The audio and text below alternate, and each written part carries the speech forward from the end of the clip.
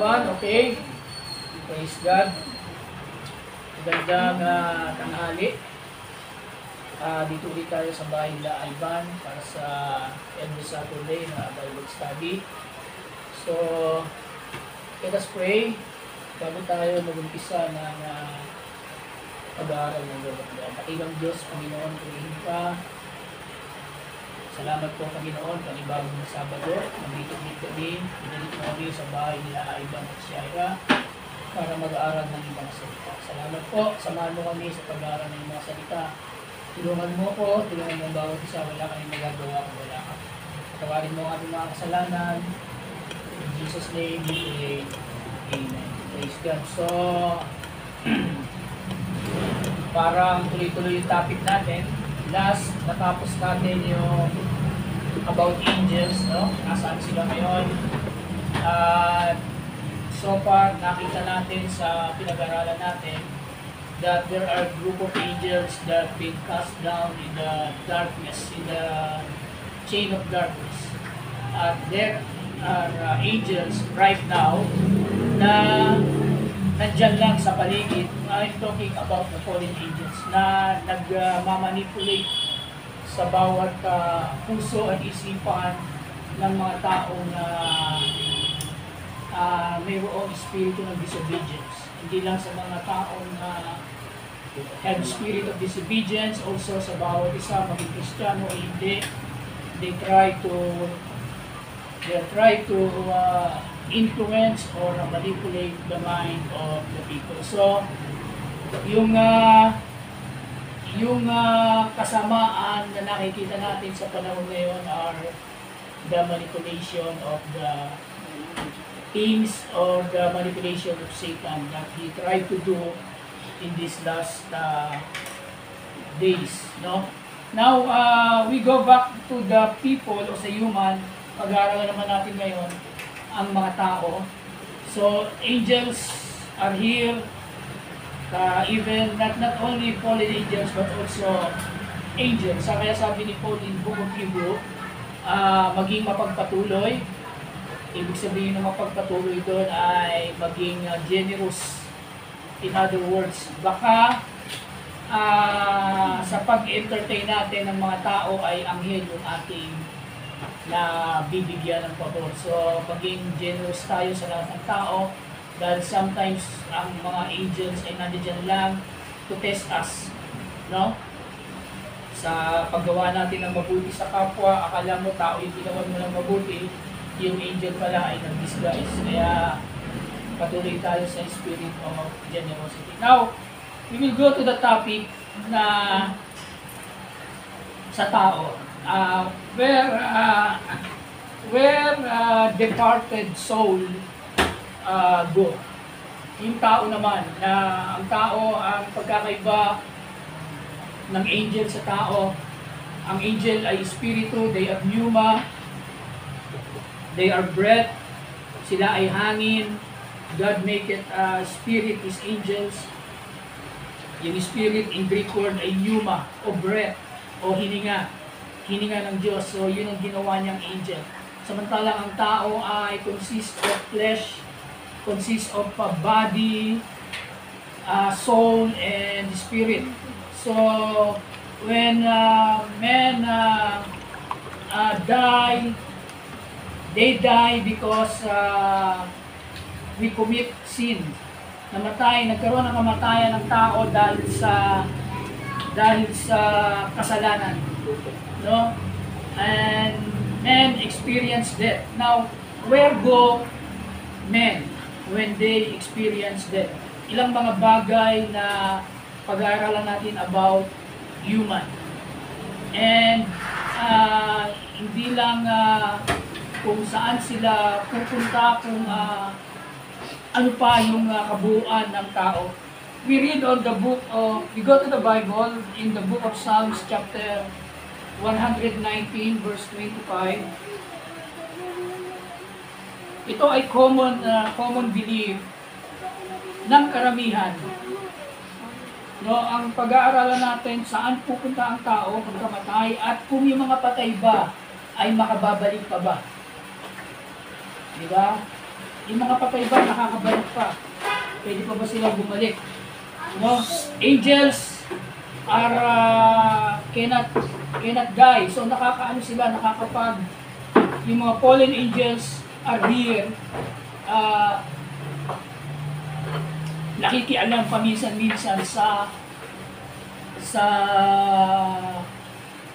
tawag dito sa pamumuhay ng tao. Pero yung mga taong namatay, kaya pa ba nilang makialam sa buhay ng mga taong buhay pa o sa mga mahal nila sa buhay? Amen. In Book of Psalms chapter 119 verse 25. Sir, wala mo muna dyan sila. Ito po sabi ng Bible, my soul cleaveth unto the dust. Weaken thou me according to thy word. Sabi ng ni Haring David, ang aking kaluluwa ay dumidikit sa alabok. Buhayin mo ako ayon sa iyong mga salita. Ito yung common belief ng karamihan. They interpret it as na yung kaluluwa ay dumidikit sa alabok. They are trying to interpret it na pag ang tao ay namatay, yung kanyang soul ay nakadisit lang dun sa alikabok. So, alin ang alikabok? Ang alikabok, we know that from the dust of the ground, God formed man. And that man, and that ground, or that dust, ay hiningahan ng Diyos. Sabi ng Genesis 2:7, and God formed man to the dust of the ground and breathed it in his nostril, and man became a living soul.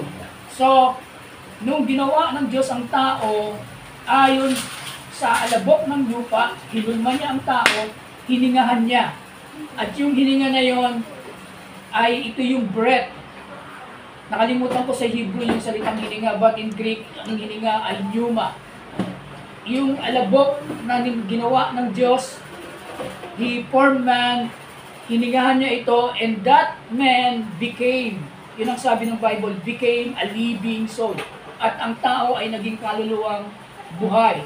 So, yung kaluluwa ay aftermath o product of dust of the ground that God formed, and the breath that came from God that He breathed into the nostril of man. And the Bible say it became a living soul. So yung kaluluwa, ito po yung aftermath ng katawang lupa at ng hininga ng Diyos. Kumbaga pag tinawag mong aftermath, 1 plus 1 equals 2. So yung 2 is the soul. Yung 1 is the dust of the ground. The other one is the breath of God. And the equals 2 is the aftermath ng 1 plus 1. Aftermath of 1 plus 1 is the number 2. So the number 2 is the soul. Then the Bible say, my soul cleaveth to the ground or to the dust. Ito yung common belief ng karamihan ng mga tao pagka namamatay. Kaya yung kanilang kaluluwa ay nandun lang sa grave o nandun lang sa dust o sa alikabok. Kasi ang alabok, ito yung katawang lupa natin. Pag ang tao ay namatay, dinadala yung ating katawang lupa sa libingan, sa sementeryo. Kaya maraming takot pumunta sa sementeryo ng gabi kasi maraming mga kaluluwa.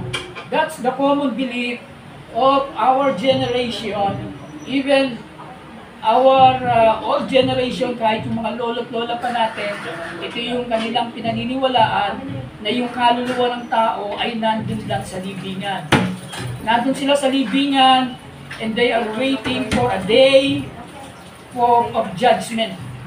Nag-aantay lamang sila ng panahon na kung saan ang lahat, mabuti at masama, ay bubuhayin ng Diyos upang humarap sa hukuman. Pero ang tanong ay, totoo ba ito? No, totoo ba itong paniniwalang ito? Ito yung kanilang versikulo. My soul cleaveth unto the dust. Ang aking kaluluwa ay dumidikit sa alabok. No? totoo kaya ito. So nandun yung maraming mga paniniwala. Now, on Ezekiel chapter 12 verse 7, meron lang tayong mababasang ganito.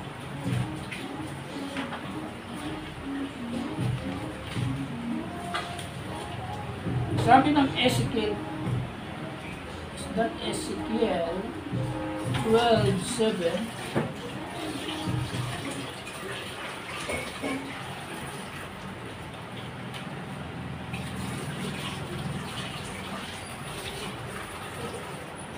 Or I think Ecclesiastes.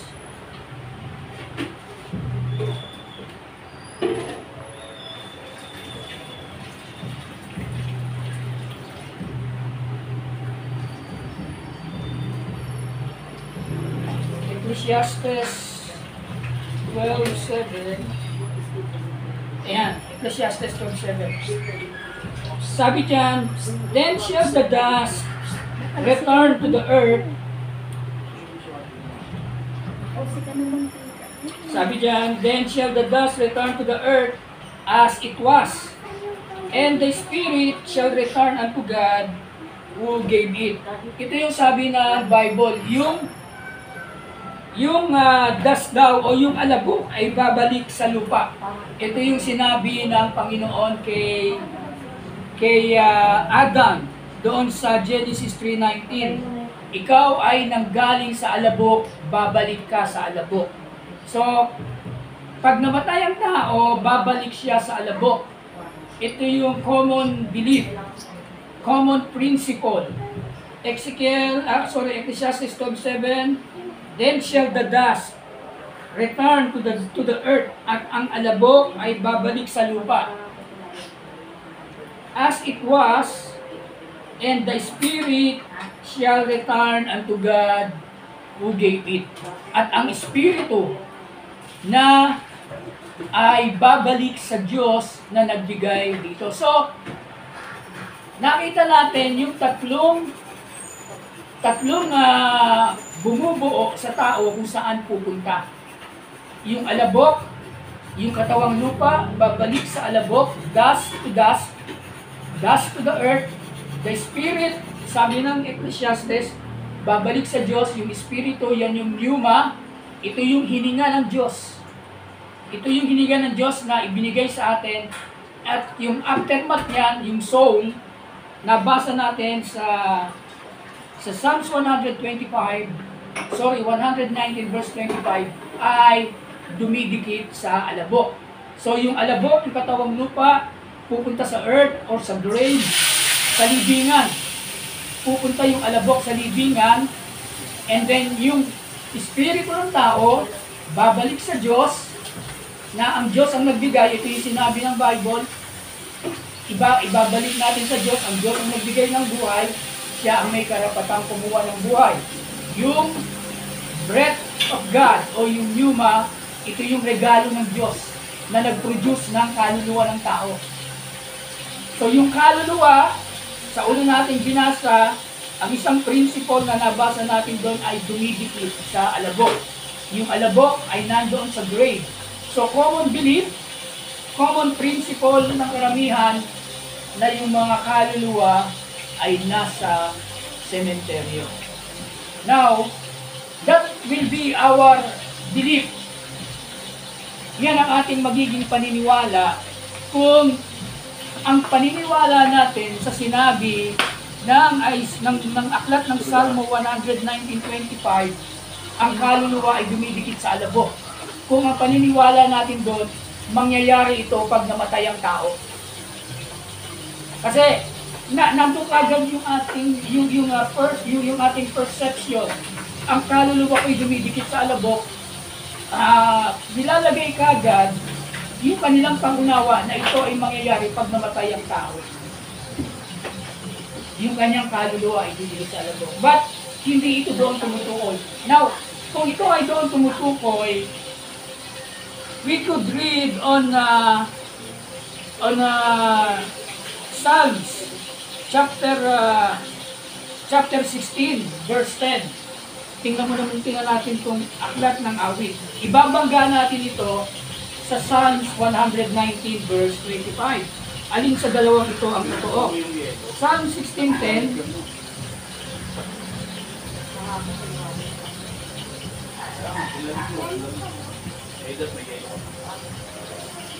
sabi ng Psalm 16:10,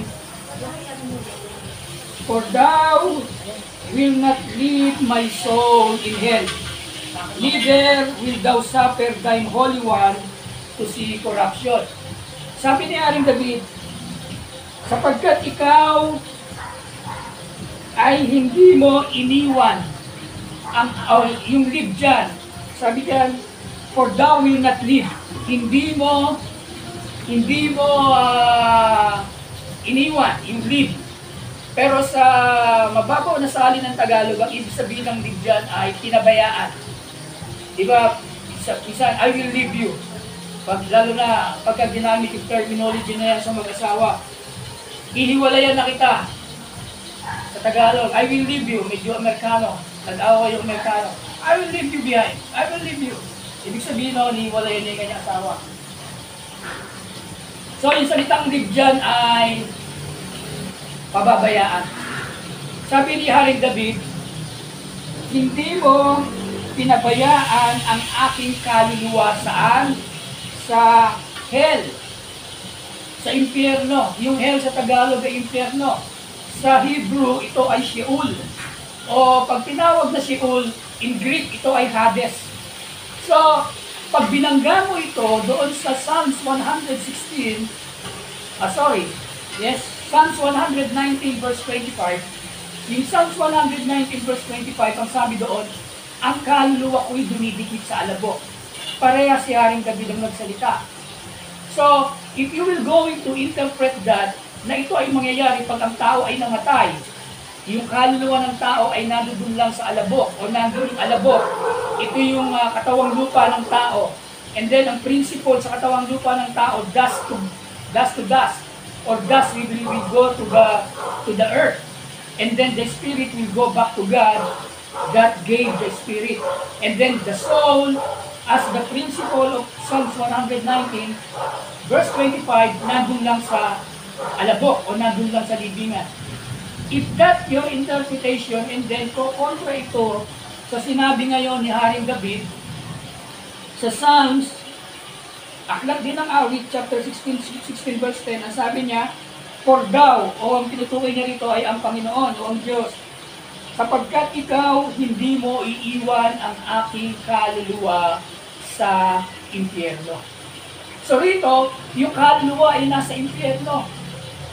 David was not pointing to a day that when God will, David was not pointing to a certain day that God will rise up the dead, both good and evil, to face the final judgment, and then He will bring to hell.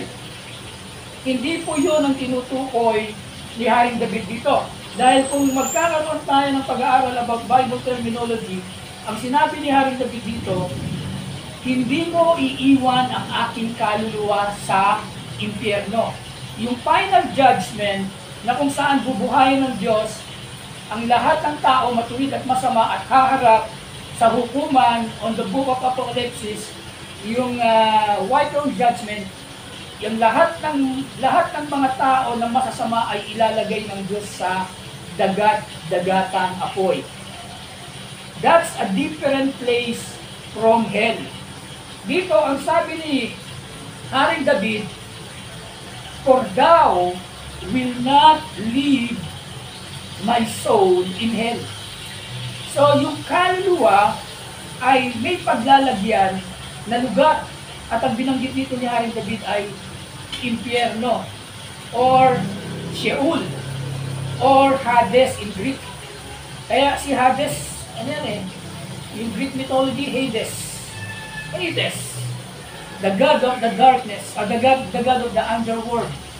So dito may tinukoy siyang hell o Sheol. O in Sheol, it is a place where the dead goes. Lahat ng masama, mabuti man, lahat ng namatay, mabuti man o masama, they will go to hell, to Hades. To Hades or to Sheol, or a place where the dead are go. Pagka sinabi mong a place that where the dead goes, it was referring to the soul of the dead ones. No? Dahil yung grave o yung katawang lupa ay nababalik sa alabog, it is on the grave. Yung soul, ang sabi ni King David dito ay nasa impyerno. Hindi exempted si Haring David. Sabi ni Haring David, he was pointing to his soul. Amen. He is not pointing to your soul or my soul. Ang sabi niya, for thou will not leave my soul in hell. Kinot ito ni Peter sa Book of Acts, and it was one of the messianic prophecy na itinapit niya sa ating Panginoon. Sabi niya, sinabi ni Haring David, yung kaluluwa niya ay hindi mo pinabayaan sa impyerno. And what the Bible says, the next one, neither will thou suffer thine Holy One to see corruption. Holy One ang binanggit. So, double reference yung talatang ito. That time na sinabi ito ni Haring David, he was pointing to himself, Lord, yung kaluluwa ko ay hindi mo pababayaan sa impyerno. So there is a place where departed soul will go. Dito malinaw, impyerno. Now, binangga natin ito doon sa Psalms chapter 119 verse 25, yung kaluluwa ay dumidikit sa alabok. Hindi sinabi ko na yung kaluluwa ay nandoon sa alabok. So, iba yung context ng Psalms 119:25. Hindi ito tumutukoy sa kamatayan ng tao. Hindi ito tumutukoy na yung kaluluwa ng tao, pag nahiwalay sa katawan lupa, ay didikit sa alabok. Dahil Psalms 125 is not, ang context nito ay hindi death, hindi kamatayan, hindi tumutukoy sa paghiwalay ng kaluluwa at ng katawang lupa. Kasi, we will going to back there, no? To go back to that Psalms 119 verse 25. Sabi diyan, my soul cleaveth unto the dust, ang aking kaluluwa ay dumidikit sa alabok. My soul, kaluluwa ni David, cleaveth unto the dust, dumidikit sa alabok. Quicken thou me according to thy word. Yun yung sumunod na praise. No? Buhayin mo ako ayon sa iyong mga salita. So, hindi papatay yung tao nito kasi bubuhayin eh. Hindi pala bubuhayin kasi, tama, kasi buhayin yung sumunod na salita. Buhayin mo ako. Quicken me according to your word. So, it's not referring to death. It could refer to the lowest part of human soul. Maaring tumutukoy ito doon sa bahagi ng buhay natin na kung saan tayo ay punong-puno ng kapanglawan. Dito yung mga panahon na parang yung ating kaluluwa ay abang-aba, dumidikit sa alabok. We could find that in the lives of King David, sa panahon ng kanyang kabaga-bagan, not only in the life of King David, in the life of the prophets, and other men of God, sa panahon ng kanilang kabaga-baga, they dress saklot. Nagdadamit sila ng saklot o sako. Sako. Hindi ko alam kung yung saklot sa kanila sa atin. Nagdadamit sila ng sako at sinasabuyan nila ng alabok o ng alikabok yung kanilang, o ng abok yung kanilang mga mukha. It is not referring to death. So, hindi ito tumutukoy pag namatay ang tao. So now, by this principle, we could establish a clear point na ang kaluluwa ng tao, even good or bad, are going to hell. Ano kaya? Kahit mabuti at masama, mapupunta sa impyerno. Hell. No, sa atin kasi, pangit yung salitang hell, no? Kung sa impyerno. impyerno, parang masama yung dating sa atin. But hell, here in Hebrew it is Sheol, in Greek it is Hades or Hades. Pero sa Bible, mga kapatid, if you're going to study, yung impyerno po ay mayroong dalawang portion. Mayroong Hades ng pagdurusa at mayroong Abraham Boso. So pag ang tao ay namatay, here we establish that his soul go to hell. Doon sa impyerno, mayroong dalawang bahagi. Abraham Bosom and Hades ng pagdurusa. We could read that on book of Luke, chapter 16. This is the big difference of angels and human. Yung tao pag namatay, if we will going to believe the Bible, may pupuntahan yung kaluluwa. Angels that do rebel against God, some of them are thrown in the chain of darkness, but some of them still are here in our world today. Sila yung prinsipe ng sanglibutan ito. Now, we go to the book of Luke, chapter 16,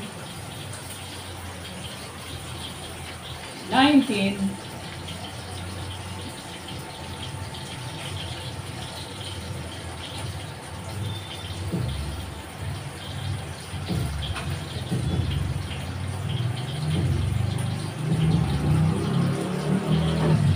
Here, 16:19,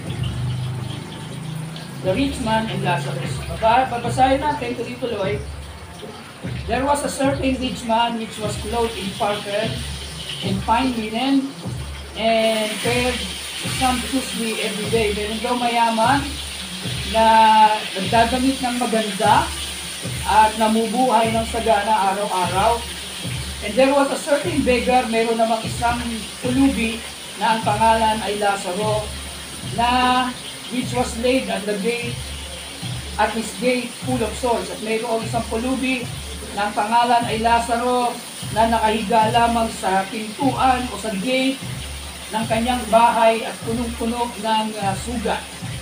And desiring to be fed with the crumbs which fell from the rich man's table, moreover the dogs came and licked his sores. So, yung mahirap na ito, yung pulubing ito, yung kanyang pagkain, dinidesire niya lang yung mahuhulog ng mga mumo sa dulang ng mayamang ito. At yung mga aso naman ay nililik o dinidilaan yung kanyang mga sugat. So yung aso yung kanyang doktor, mga kapatid. And it came to pass that the beggar died and was carried by the angels into Abraham bosom. So, by applying the principle of Book of Psalms, chapter 16, verse 10, sinabi ni Haring David, "Thou will not leave my soul in hell." So si Haring David ay isang matuwid na hari at isang tawag dito, we could put him as one of the heroes of faith. Pero ang sabi niya, my soul, God will not allow to live in hell. Hindi pababayaan ng Diyos sa impyerno. Now, narito, yung isang pulubi na mahirap, ang sabi ng verse 22, and it came to pass that the beggar died. Namatay yung mahirap and was carried by the angels. So, meron talagang mga anghel. Maging sa panahon natin ngayon, nung namatay yung mahirap, merong anghel na nagdala sa kanya saan? Into Abraham's bosom. So, ito yung sinasabi kong pupuntahan ng kaluluwa, Abraham bosom. But David say in Book of Psalms chapter 16 verse 10, my soul will not live by God into the hell. Hindi pababayaan ng Diyos ang aking kaluluwa. Saan? Sa impyerno. So ito yung isang bahagi ng impyerno, yung Abraham's bosom. No? Allowing the principles of Psalm 16:10 and applying it here kung saan napunta yung mahirap, Yung mahirap na namatay, dinala ng anghel, dinala sa Abraham boso. Now, ang sabi rito, the rich man, sabi ng Bible, the rich man also died. At ang mayaman ay namatay din. And what the Bible say, and he cried and said, verse 23, and in hell, nung mamatay yung mayaman, at sa impyerno, he lift up his eyes. Sa impyerno, tiningin niya ang kanyang mga mata. Nung magising yung mayaman, nandun na siya sa impyerno. Walang anghel na nag-carry sa kanya sa impyerno. Hindi katulad dun sa mahirap, there's an angel carried him to Abraham's bosom. Yung mayaman, nung mamatay, he came to his sense, nandun na siya sa impyerno, and in hell, he lift up his eyes, being in torments, and seeth Abraham afar off, and Lazarus in his bosom. Doon sa impyerno, tiningnan niya yung kanyang mga mata at nakita niya si Abraham at si Lazaro na nasa sinapupunan ni Abraham. Ito yung sinasabi ko sa inyo mga kapatid, that when man died, his soul departed to hell. Masama man mabuti. There is a hell na kung tawagin, there is a portion in the hell na kung tawagin ay Abraham's bosom, at mayroong hell na kung tawagin ay and he cried and said, Father Abraham, have mercy on me, in hell na kung saan lugar being in torments, lugar na kung saan kinahihirapan. So mayroong dalawang bahagi ng hell. Isang lugar ng pahirapan at isang lugar ng kaaliwan o inaaliw. Ito yung sinabi ni Haring David, hindi ko pababayaan ang aking kaluluwa sa impyerno. So, this is the difference, big difference of angels and human. It is very, parang nakakatakot, no? Angels, hindi sila namatay, nandito sila, there are some, but some are being also put in chain of darkness. Some angels, some fallen angels are being put in chains of darkness, and some angels are still here, try to manipulate everything that the human, anuman ang human yung lahat ng mga ginagawa ng tao. Meron pang prophecy in Book of Daniel that the clay and the metal are mingled. Maghahalo yung lupa o yung putik at yung bakal, no? Alam natin na yung putik, this represent man, and yung bakal, this represents any hard object that metal can produce, no? Sabi ng iba, it could be a robot, an AI, or what, ihahalo sa tao, o baka nandito na, no? And it is on my personal view, are done by the influence of these fallen angels, no? Samantalang ang tao, mga kapatid, whether you are good or bad, pag namatay ka, mayroon kang lugar na pupuntahan. You will wait there until the final judgment. So, be sure. Maging handa tayo kung saan tayo pupunta. So, we've been clear on that. Malinaw tayo dyan, mga kapatid.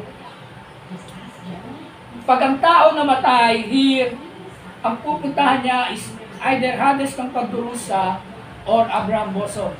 Medyo malalim pa yan, at I will not go that further, maybe on other subject, pag-aaralan natin yan. Pero ang isang katanungan na gusto kong itanong sa inyong lahat ng mga nakikinig, mayroon bang kakayahan ang kaluluwa ng tao na makabalik? Can a dead person come back? maaari pa bang bumalik? Dahil sabi ng ating mga lolo't lola, bumabalik ang kaluluwa ng tao. Praise God. That will be our topic next week. Amen? Praise the Lord. Ang tutuloy natin next week, mayroon bang kakayahan ng tao pag namatay na makabalik pa? Makapagparamdam pa sa kanyang mga mahal sa buhay. Siguro nandun tayo sa paniniwalang meron pa, o nandun tayo sa paniniwalang walang namatay na nakabalik.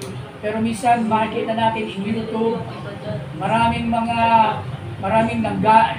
nag-upload ng video, dinala raw sila ng Panginoon sa impyerno, nakita nila yung kung sino-sino ron. I don't want to go on that. Totoo ba ito? Nakakabalik ba ang tao pag namatay? And we will try to answer that next week sa patuloy na pag-aaral ng ating mga salita. Salamat po sa pagsama niyo sa akin sa pag-aaral na ito. We will have a closing prayer. Lord, salamat po